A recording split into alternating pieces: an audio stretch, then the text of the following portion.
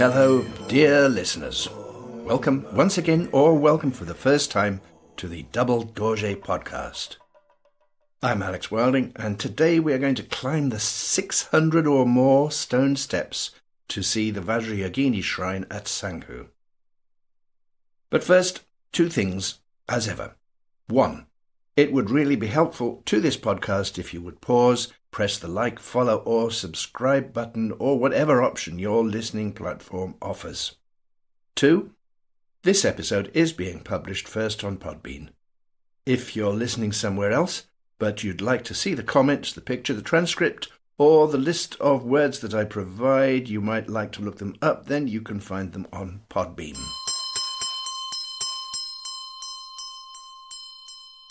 It's the morning of April the 22nd in 2017, when the Double Dorje restaurant, the one that gave its name to this podcast, was still operating. But that might be the place to go for supper. At that time in the morning, I simply bought a coffee at the stall next door before heading round the stupa and down to the main road, the Boudha Sadak.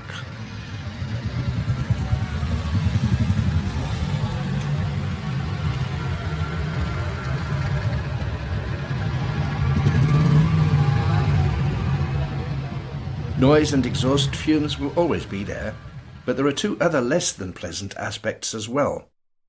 Either it has been raining, or it hasn't. In the first case, there is mud, mud and more mud. In the second case, there is dust upon dust. Upon dust. Today it's the first of those. I have armed myself with knowledge of a reasonable price to pay, knowing that I will be taking a taxi for a few hours. I stand on the curb and soon see a small, white, lightly beaten-up car that looks like a good candidate. I ask the driver how much for a trip from here in Kathmandu up to Sankhu and back a couple of hours later would be. He named a price far higher than I had in mind. I laughed and named a price far lower than I had in mind. We agree on something fairly close to what I had in mind in the first place and got in. This is standard procedure.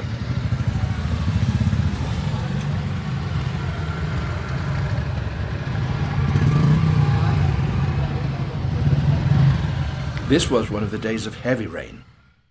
There are a handful of sites especially dedicated to Vajrayogini in the area of Kathmandu, Sankhu being amongst the most important few. The style of the taxi ride is what might be called, with a nod and a wink, Central Asian, if you know what I mean.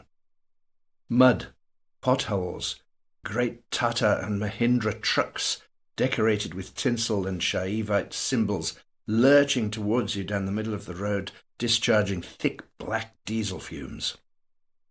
Out in the countryside, the fallen walls and piles of bricks that are to be seen still stand witness to the earthquake of 2015. Where the road bends through a slight hollow, we watch the motorcyclist in front of us go down onto his side and slide almost gracefully through the mud, coming to a halt against a tree on the far side of the road. Sadly, I had no time to look at Sankhu town itself, even not at the main gate, whose picture is in the description. It had to be passed as just yet one more sight, flying past the taxi window. Having driven through the town, the road climbs the hill and comes close to the shrine at the top, but my driver declared that it was too slippery for the taxi. Trying to get up there would not be safe, an opinion that begged the question of whether what we had already done was safe, but I suppose it's all relative. He would have to leave me at the bottom.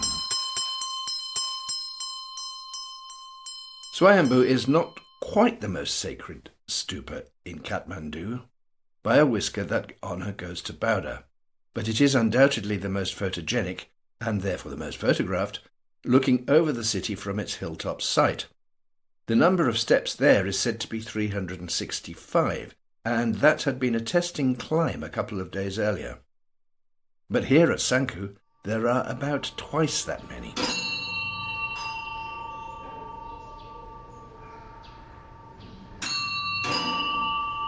Something like halfway up, there is a large red rock, surrounded by what is effectively a cage. I learnt that animal sacrifices are carried out there to this day. It appears that the Hindus, for whom this is part of their observance, have agreed to avoid animal sacrifice at the most sacred sites at the top, out of respect to the Buddhists, for whom this idea is somewhat repellent. The main shrine at the top, including the statue of Vajrayogini, are in fact shared by Hindus and Buddhists alike. To the best of my knowledge, nobody has a problem with that.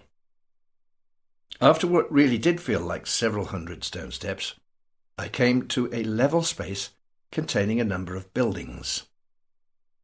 I wasn't properly prepared, not because I'd been lazy, but because none of the guidebooks, naturally enough, described the situation as it was then after the earthquake.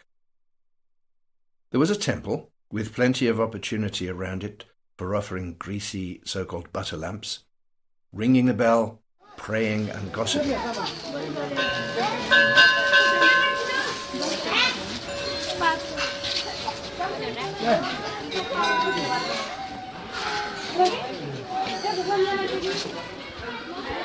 At the front door of that temple, a low barrier allowed the pilgrim to kneel and murmur something pious. I did that very thing, though it wasn't quite obvious what was inside. This was my ignorance. Only after later reading did I realize that this was the famous triple-roof pagoda that should house the Vajrayogini statue. Its unsafe state had required it to be closed, most of the roof had been taken down, and the statue, along with other sacred objects, had been moved to what, if I may say so, was an uninspiring and relatively modern building up another short flight of steps. Earthquake damage could be seen everywhere. Construction equipment and piles of bricks were scattered around, but the modern building was able to function as a makeshift shrine. The Vajrayogini figure is, as is typical, almost completely covered in heavy brocades. In a room to the side, there was an enormous upturned frying pan, shaped rather like a giant wok. The story goes that one of Vajrayogini's devotees used to fry himself up for her every evening. She would eat him and be so pleased that she would restore him to life, rewarding him with magical powers. So far, so good. Until, that is, one day, when someone, perhaps having too much curiosity, hid himself to spy on the proceedings and saw what was going on.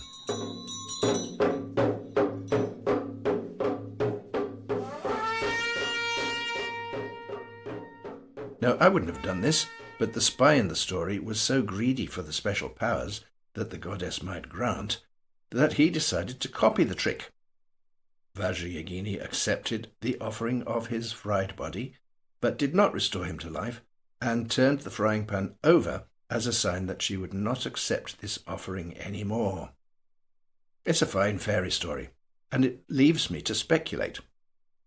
Doesn't it rather sound like a, I suppose, mythologized memory of the day that they decided that human sacrifice was no longer quite the thing to do? If so, we can be sure that it was a good decision. Scholars and historians may be able to throw more light on this. Please comment if you're there. It is true that I hadn't prepared myself properly for this visit, and I didn't know a fraction of what I should have known to get the most benefit. The guidebooks, of course, were not up to speed on how much that would have been easy to see 3 years earlier had been lost, how much was under repair, and how much was actually functioning.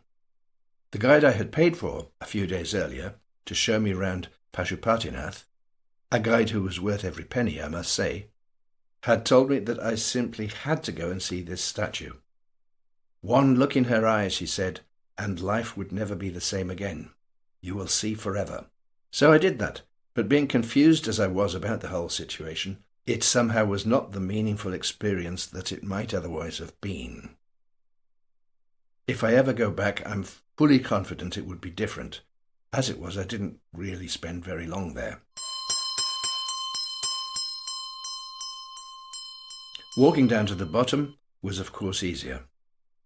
I did sit down at one point for a rest, and I was joined by a Hindu family from Kathmandu. They were taking a rest on the way up, and were very interested to know that I am from Birmingham, where they had family. It is a big world, but sometimes it can seem small. I've already mentioned the little white taxi that had brought me to Sankhu. In the hurly-burly of Kathmandu itself, it's easy to find a taxi, especially near the main tourism pilgrimage sites, such as where I was starting from. But if I had been left at Sankhu without one, I could well have been effectively stranded. If I had taken some time to return from the shrines, my driver could only too easily have thought, "Blow this for a lark, I'm going back home," or could have provided his services for some other tourist or pilgrim who wanted to get back to the city. For that reason, I made sure not to pay him, so I was confident that he would be exactly where I had left him. But he wasn't. When I got down to the road again, there was no taxi. I tried to ask a couple of bystanders and shopkeepers whether anybody had seen it, but naturally enough, nobody spoke any English, and my Nepali was even less use than gestures. In fact, even now I can remember every single thing that I learnt about the Nepali language. It goes like this: Namaste, which is nice, but not really up for detailed negotiations. Enter the princess. Luck was on my side. A very well-dressed group, I was later to realize there were 9 of them, approached and offered to help me. One of them did speak very effective English. She looked like a princess from tip to toe, with not one spot of mud on her bright red sari, a feature that suggested that she might indeed have magical power, considering what a mess the roads were in. With her help, we asked the local people what they knew, and got 2 things straight. Firstly, I was looking for a little white taxi. Secondly, nobody had seen it. She and I agreed that it was a very good thing indeed that I had not paid the driver. This was exactly the right thing to have done, and she suggested that I walk along with them. The taxi must surely be somewhere, mustn't it? As we set off down the road, I asked her if they'd been up to the Sankhu shrine at the top. "Oh yes," she answered with a smile. "Just married." I congratulated them, of course, and asked if it was usual to go up to the shrine after getting married. "Always. It is mandatory." Mandatory, what a lovely word. Round a couple of bends, we found the driverless taxi at the side of the road. The wedding party briefly fanned out, hollering around the fields in Nepali, which brought him running out of a nearby house. Call me cynical, but I am sure that he'd been having a sneaky drink, quite possibly of Raxi, the Nepali moonshine. In support of my guess, I will mention that his face was shining and that he did bottom the suspension several times on the way back. Looking back, it's not impossible that he would have known the area quite well, and that the promise of this putative drink was what had led him to declare that the road was too muddy to drive up. I should perhaps stress that this is all conjecture. The whole wedding party now jumped onto 3 motorbikes and set off back towards Sankhu town, 3 on each bike, which is how I know there were 9 of them. My taxi took up the rear. I tried to take photographs of them, especially since the bride kept waving back at us, but the taxi ride was too shaky. The new husband was as fine a looking young man as one could wish for someone as beautiful as his bride. I hope his character was as good as his looks, and I hope that they are now blissfully happy. I will never know.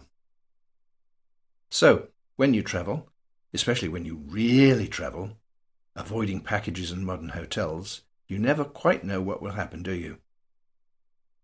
That's all I have to say in this episode. So please remember to like, subscribe, and so on. And whatever you do, be kind to lost strangers. Bye.